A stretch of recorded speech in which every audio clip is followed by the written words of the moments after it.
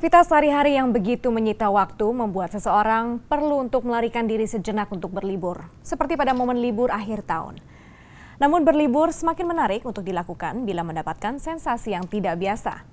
Hal ini menjadi mungkin dengan adanya jasa travel designer yang ternyata diminati kalangan high net worth individual di Indonesia. Saya Olivia Marzuki, pada episode Platinum kali ini saya akan berbagi informasinya untuk Anda dan berbagai sisi premium lain dari Indonesia dan mancanegara.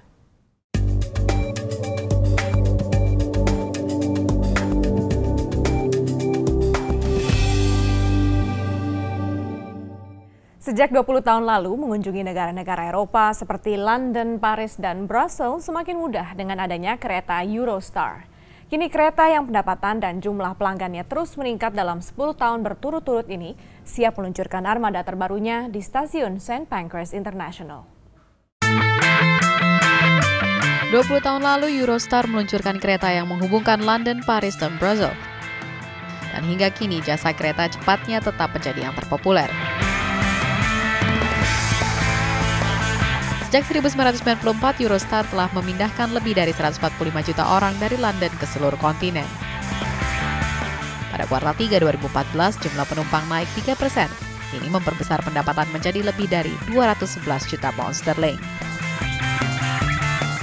Dan di perayaan ulang tahun ke-20, Eurostar merilis pelayanan terbarunya, kereta buatan Siemens E320 yang bisa mengangkut hingga 900 penumpang dengan kecepatan 320 km per jam. Kereta ini baru akan beroperasi tahun depan, tapi kita sudah bisa mengintip layanan mewahnya. Interior ramping kereta ini rancangan Pininfarina, perusahaan Italia yang mendesain produk-produk Ferrari. Berbagai fasilitas tersedia seperti Wi-Fi dan informasi perjalanan real-time. Selamat ulang tahun Eurostars. Sepertinya armada terbaru ini akan menjaga korporasi di jalur yang tepat untuk meraup kesuksesan. Masih dari benua Eropa, kali ini kota Lyon di Prancis menarik untuk ditelusuri. Kota yang menjadi pusat produksi kain sutra utama sejak zaman Renaissance ini kini berusaha menjaga warisan sejarah yang tersisa. Salah satunya dengan menciptakan bauran dua budaya dalam sebuah karya fashion. Fashion kerap diidentikan dengan warisan sejarah sebuah wilayah. Salah satunya dari Lyon, kota terbesar kedua di Prancis. Ines Ngono, seorang desainer yang berbasis di Lyon, berusaha menonjolkan budaya Afrika dalam menginspirasi koleksi terbarunya. Memanfaatkan kekhasan tekstil Afrika yang berwarna-warni, Ines tetap menggunakan kain katun dan sutra buatan lokal Prancis. Dalam memamerkan koleksi yang diklaim chic, sederhana, dan terjangkau ini, Ines bersama-sama dengan workshop terkenal Bianchini Ferrier, yang merupakan pilar produksi sutra di Lyon. J'ai voulu en quelque sorte revisiter les codes de l'Afrique et les codes européens pour proposer un produit à l'image de la société actuelle. Donc j'ai travaillé la soie et les textiles africains en essayant de faire des tenues très sobres, très chic, à la fois colorées mais pas trop. Bianchini Ferrier didirikan pada tahun 1888 di Lyon dan telah memproduksi kain untuk Yves Saint Laurent. Ines juga banyak bekerja sama dengan penata mode baru yang kini semakin banyak. Distrik yang terkenal sebagai Carrière de Soie atau Shell Sutra ini memang terkenal dengan melimpahnya seniman termasuk di bidang mode. On travaille avec tous des pépinières de créateurs, on va dire, qui sont dans le quartier, et donc on assiste au démarrage, on va dire, des entreprises de création. Et donc ça se passe en deux temps. Dans un premier temps, ils viennent regarder les produits. Ils passent une petite commande de quelques mètres ou quelques dizaines de mètres pour faire les protos. Et une fois que les prototypes sont faits, après ils ont des commandes de production. Sistem pewarnaan kain sutra yang dijadikan adi busana oleh Ines juga merupakan handmade. Setidaknya ada 15 warna yang dipadu-padakan secara apik. Koleksi ini akan dirilis di pasaran pada musim semi dan panas mendatang. Benua Eropa menjadi salah satu destinasi wisata yang diincar para wisatawan, khususnya pada momen Natal dan akhir tahun. Bahkan meski kondisi ekonomi di benua biru ini tengah lesu, Natal menjadi momen bisnis yang tak pernah mengenal krisis.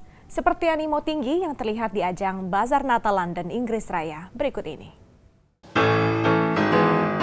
Ribuan warga London dari segala usia membanjiri ajang Bazar Natal Ideal Home Show at Christmas tahun ini. Meski kondisi ekonomi tengah lesu, musim Natal merupakan momen bisnis yang tak pernah mengenal krisis. Sebuah studi menyebutkan belanja Natal di Inggris tahun ini diprediksi mencapai 16 miliar pound sterling atau sekitar 305 triliun rupiah, naik 2,7% dari tahun lalu.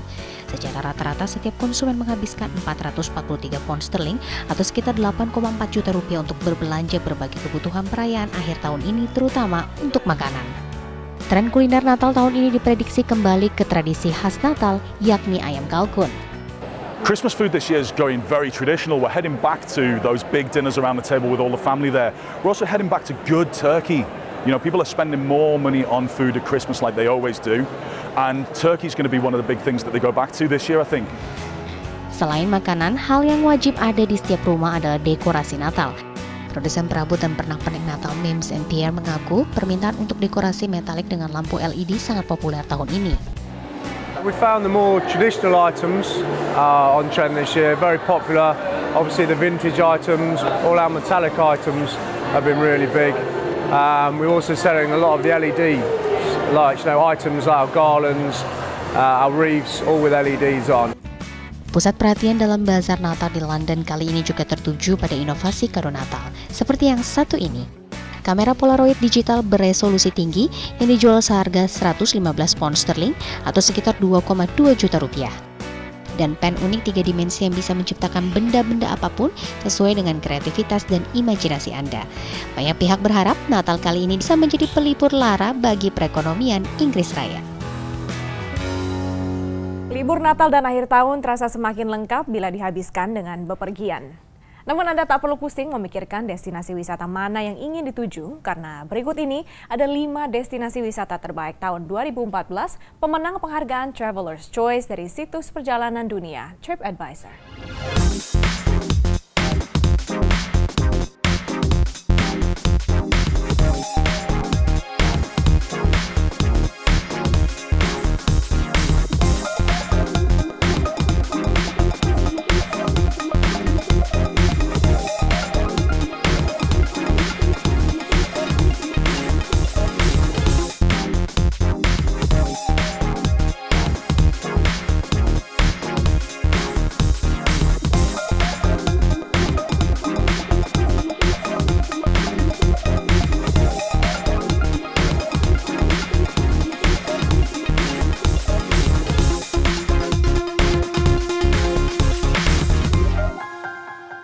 Usai jeda berikut, Platino masih akan kembali dengan informasi tentang travel designer. Tetaplah bersama Platino.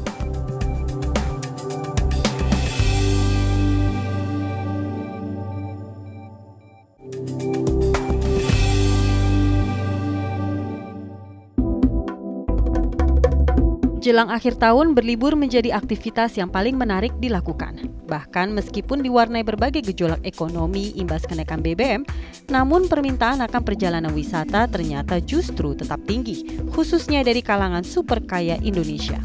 Itulah sebabnya jasa premium travel designer yang dikenal dengan nama Dreamscape sejak 2006 ini tak pernah sepi permintaan di tengah problema ekonomi. Tanpa terasa udah memasuki akhir tahun lagi ya. Iya. Ini gimana nih tren travel and holiday menjelang masuk bulan Desember, musim Natal, mungkin akhir tahun baru juga?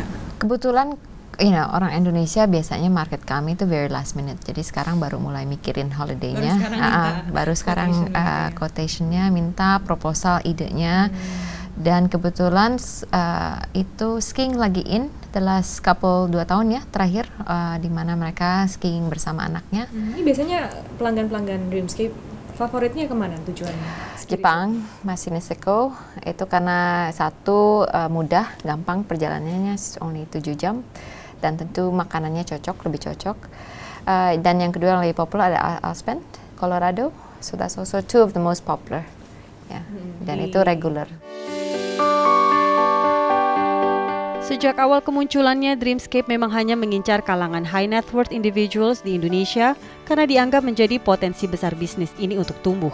Hal ini menjadi mungkin bila dilihat dari data bank asal Swiss Julius Baer yang memprediksi jumlah high net worth individuals Indonesia bisa bertambah menjadi 100.000 orang pada tahun 2015 dari tahun 2010 yang hanya sejumlah 33.000 orang. Seperti apa biasanya psikologi dari pelanggan-pelanggan Dreamscape selama ini? Mereka itu biasanya they know what they want, atau enggak they know their habit. Ya, misalnya mereka sudah tahu mereka nyaman di suatu mobil tertentu atau tipe kamar tertentu, minimum size-nya berapa atau enggak with the view, mereka selalu biasanya sudah memberikan habitnya mereka. Dan habit itu dibawa untuk ke traveling mereka, di mana kita then will have to find something yang sesuai dengan mereka. Itu dari 8 tahun terakhir Fitri bergelut di industri ini. Melihat nggak ada perbedaan yang signifikan dari pola konsumen, terutama yang ditangani oleh Dreamscape yang benar-benar dari high level customer? Ya, tentu kita sekarang lebih banyak the age group lebih menurun. Sekarang yang lebih banyak dulu mungkin kita lebih banyak di age group 50 sampai 60. Now 40, 30 already sudah mulai. Tentunya that's one trend yang kita lihat beberapa tahun terakhir. Dan juga sekarang beberapa banyak orang-orang yang baru yang kita tidak bisa juga sampai tidak I expected waktu dulu mungkin the who's who orang Indonesia would actually use our service. Sekarang even people that we cannot Google. Namun, untuk mengikuti permintaan pasar, Dreamscape mulai menambah kategori target marketnya. Untuk target market kelas A+, para klien harus merogoh kantong minimal $38.000 Amerika satu kali perjalanan. Sedangkan kelas A minimal 5 hingga $10.000 Amerika. Dalam 1 tahun, seperti 2013 lalu, Dreamscape melayani sekitar 50 hingga 70 perjalanan wisata. Tahun 2015 mendatang, perusahaan yang hanya memiliki 10 karyawan ini menargetkan 200 perjalanan untuk meningkatkan pendapatannya dari $2 juta Amerika menjadi $15 juta Amerika per tahun. Selain original tuh yang dari segmentasi kelas yang A+, sepertinya yang niche market sekali.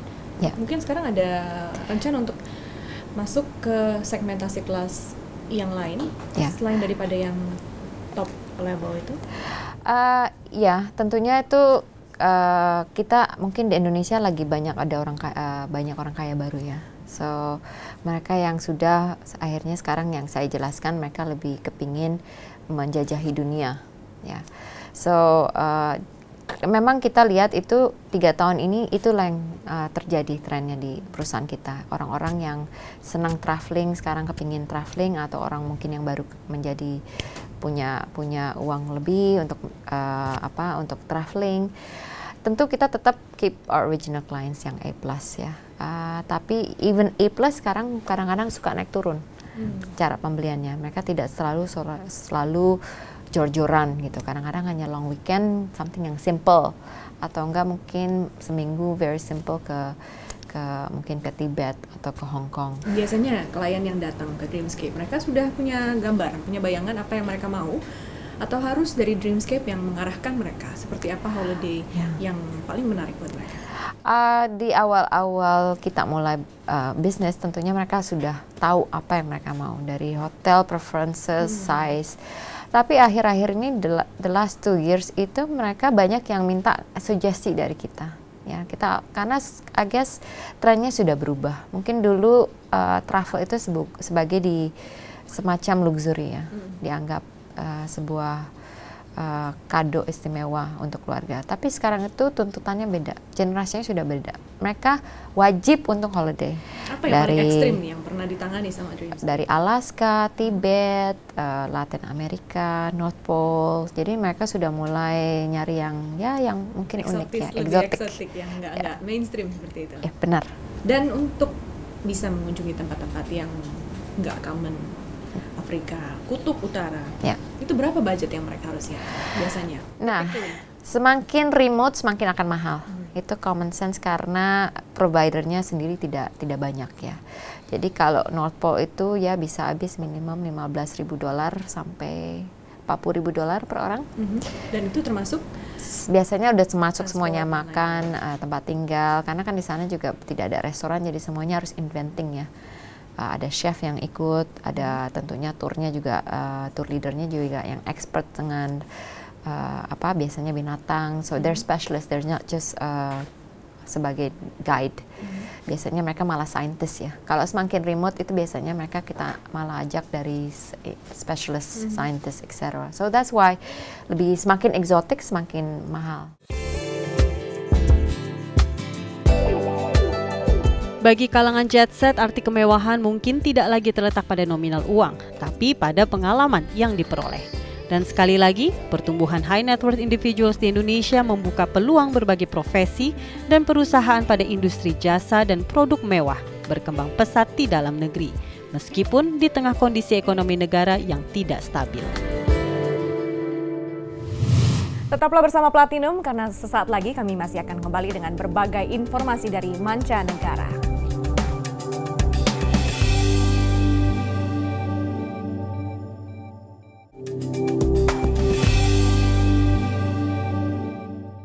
Terima kasih Anda masih bersama Platinum. Selain berlibur, sensasi menikmati hidup bisa juga diaplikasikan melalui menyantap hidangan lezat. Dan menyambut musim libur Natal tahun ini, sebuah restoran yang baru dibuka di London menawarkan menu khusus.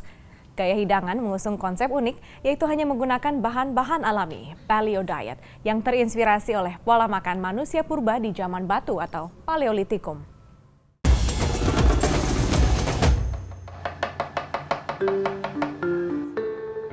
The paleo diet isn't about historical reenactment, it's about taking the sensible principles of eating and saying, well, this makes sense. I started out doing a pop-up restaurant with my concept, and now we've opened London's first paleo restaurant. So the whole purpose of the paleo diet is to go back to real food, vegetables, meat, eating all the parts of an animal. I did chemistry at university, and the things about chemistry that I found most fascinating were always the stuff to do with how the body worked or how food worked. So I started to study part-time at the weekends while I finished my degree doing my nutrition diploma. There was part of me still that felt that something was missing, and for me it was definitely cooking. We ran the Kickstarter campaign to get an extra 30 grand because we really wanted to be inside Zone 1. And that pretty much was the premium difference to get into Zone 1. We had some angel investors and some investment from friends and family. There were plenty of restaurants that were much cheaper, but because we're quite unique in what we do, we wanted to be really accessible. We were very lucky. Kickstarter actually attracted more investment than we needed. We've still got a list of people willing to invest when we want to expand. Christmas dinner is probably one of the easiest meals to make paleo because you've got a big chunk of meat, which is about as paleo as it comes. Swap your bread-based stuffing for a chestnut-based stuffing. Your potatoes, some paleo people eat white potatoes, but if they don't, and sweet potatoes, cook them in duck fat, amazing. Paleo or paleo versions of desserts are quite easy if they're fruit-based, so Christmas pudding is quite an easy one to do. You replace the flour with ground almonds, or you can even make paleo ice cream by chilling that custard in an ice cream churner and sweetening it with a bit of maple syrup. Dari konsep unik paleo diet, restoran berikut ini juga menawarkan konsep unik dan eksklusivitas dalam menyajikan hidangannya. Berkat keistimewaannya, restoran ini pun disebut-sebut sebagai restoran termahal di dunia.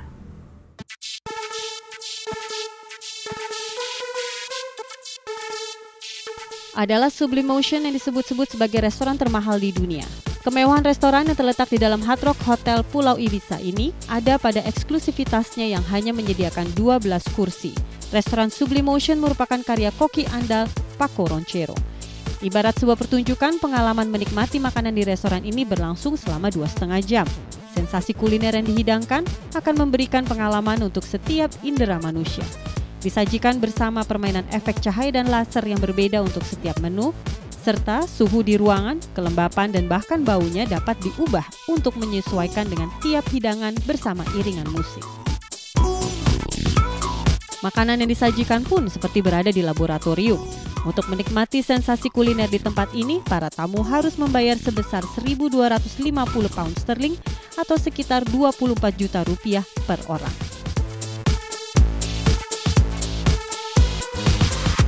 Hidangan yang lezat tentunya berasal dari olahan tangan koki terbaik seperti koki-koki berbintang Michelin, dan bukan hal aneh lagi bila senjata andalan seorang koki untuk menghasilkan menu-menu terbaik adalah sebuah pisau. Dan berikut ini seorang wanita pembuat pisau para Michelin Star Chef akan berbagi ceritanya.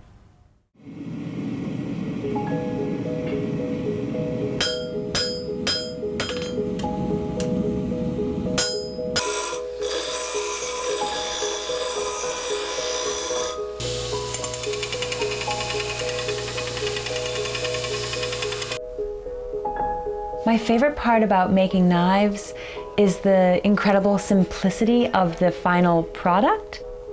It's just such a complicated, simple tool. But beyond that, there's so much more to appreciate about a knife. The way it looks, the way it feels, the history behind it, the materials, the creator. I'm Chelsea Miller, I make knives. My father is a blacksmith and a carpenter, so I grew up in his shop helping him. That's how I really got started in working with my hands. And it started mainly as a hobby, and I gave a lot of them to friends for birthday presents, things like that. And I was encouraged by all my friends to sell at the Brooklyn Flea Market.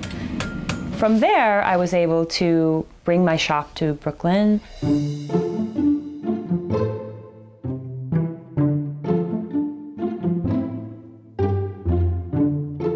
I source most of my materials from northern Vermont, and I collect old farrier's rasps from farms, and I create the blade using these farrier's rasps, and then all the wood I harvest from my family farm in Vermont. I describe my aesthetic as rustic and elegant at the same time. The intention in cutting is to give your energy away, so a lot of my knives are rolling forward shapes. And that's just a really nice feel that I like, that I try to incorporate in all of my knives. And then I keep a grading function on one side that's really fun, just to, you know, have your tool in your hand and be cutting and slicing and then shaving and grading up whatever you feel like.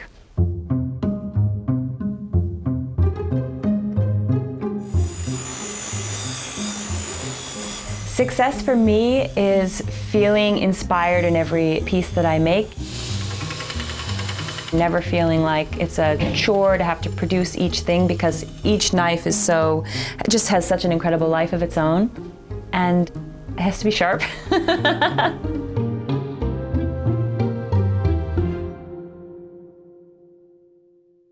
Dan demikianlah akhir dari Platinum kali ini. Terima kasih Anda telah bersama kami. Saya Olivia Marzuki, sampai jumpa.